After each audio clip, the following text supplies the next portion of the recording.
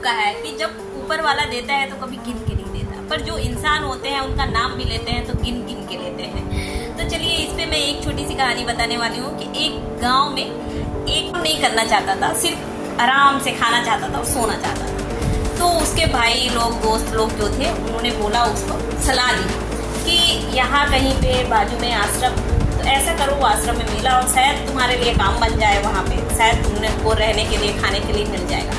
उसने सोचा अच्छा है, अब तो मुझे काम नहीं करना पड़ेगा और अच्छा है, रुक जाऊँगा, वहाँ पे जाऊँगा।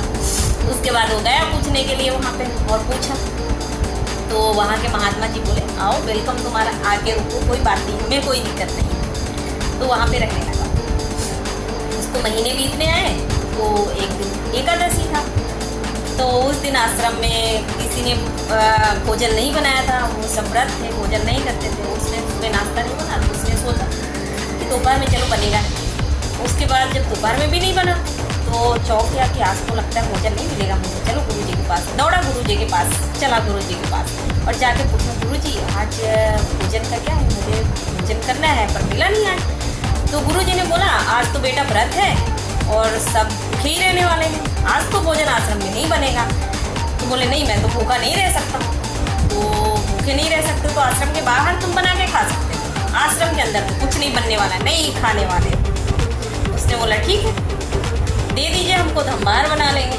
तो गुरु जी ने बोला, जो चेले थे उनको बोला कि इनको जाना है बाहर खाने के लिए तो दे दो, वो बना लेंगे अपना। हाँ पर बाहर बनाओगे तो भूख बिना लगाए तुम खाना मत खा। उसने बोला ठीक है गुरु जी।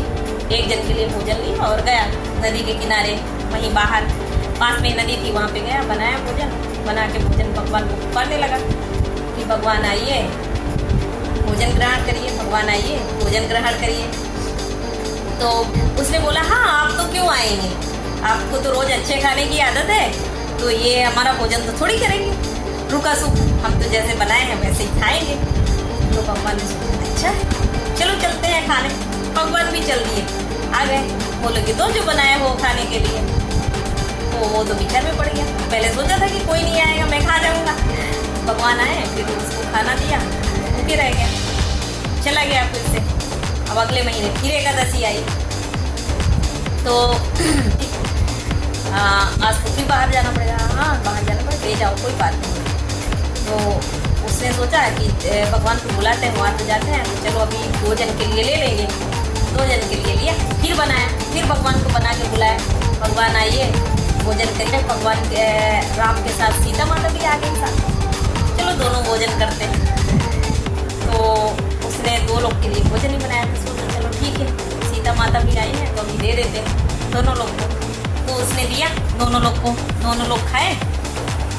फिर उसके बाद बोला कि मुझे क्षमा करिएगा पर मैं आपसे एक बात पूछना चाहता हूँ कि नेक्स्ट टाइम आएंगे तो आप कितने लोग आने वाले हैं। तो उन्होंने हंसा और जवाब नहीं दिया और चले गए।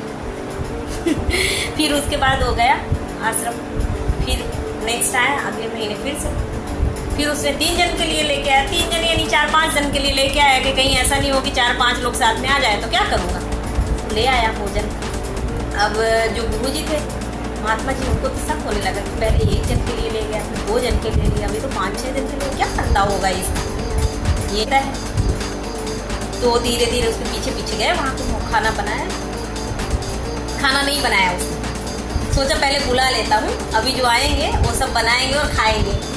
तो खड़े खड़े वहाँ पे बैठा, सब रखा और बोला भगवान जी आइए भोजन पाइए, भगवान जी आइए भोजन पाइए, भगवान जी आइए, ऐसे बोले। तो भगवान राम आए, माता सीता आई, उनके दरबार के भी लोग आए, लक्ष्मण आए, भरत आए, शत्रुघ्न आए, सब आए साथ में खाने के लिए। उन्होंने बोला मुझे पता कि आपको बुलाऊंगा पर आप सबको लेके आएंगे, तो इस बार तो मुझे क्षमा करिएगा, मैंने भोजन नहीं बनाया, आपको बनाना पड़ेगा और खाना पड़ेगा। तो महात्मा जी देख रहे थे वहाँ, तो सोचे ये क्या कर रहा है, अकेले अकेले बड़बड़ा रहा है, कुछ बना भी नहीं रहा है, करता क्या है, चलो चलते हैं। कि तुम भोजन क्यों नहीं बना रहे हो। उसने बोला कहाँ भोजन बनाने का, देखिए सब कोई सभी भगवान आ गए हैं, उनके साथ दरबार भी आ गई है, अभी क्या करना है मुझे, कैसे खिलाऊँ मैं, लाया तो मैं इतने जन के लिए हूँ, अभी मुझे सब लोग को कैसे बना के खिलाना पड़ेगा। तो बोले कहाँ है भगवान, मुझे तो नहीं दिख रहे हैं। बोले कि आपको क्यों नहीं दिख रहे हैं, यहीं पे तो है। उसने बोला कि गुरु जी से हमारे भगवान जी दर्शन दीजिए। तो भगवान ने बोला मैं तो दर्शन उनको नहीं दूंगा। तो बोले क्यों? हमारे गुरु जी तो बड़े ज्ञानी हैं, महात्मा है, इतने सालों से आपकी तपस्या कर रहे हैं, क्यों नहीं दिखेंगे? बोले कि वो साधारण नहीं है। तो उन्होंने बोला कि गुरुजी वो तो मना बोल रहे हैं कि नहीं मिलेंगे। तब गुरुजी की आंखों में आंसू आ गए और नम हो गए और बोले भगवान मुझे क्षमा करिए, मुझे अपने दर्शन दीजिए, जो मैं इतने सालों से आपकी तपस्या कर रहा था आज मुझे मिले नहीं। तो भगवान दर्शन दिए और फिर चले गए और उन्होंने बोला कि जो सरल और सीधा होता है मैं उसी को दिखता हूँ। तो ज्ञान से कुछ नहीं होता है, सरल और सीधा होना बहुत जरूरी होता है। आपको इस कहानी से क्या सीख मिली आप कमेंट में जरूर बताइए।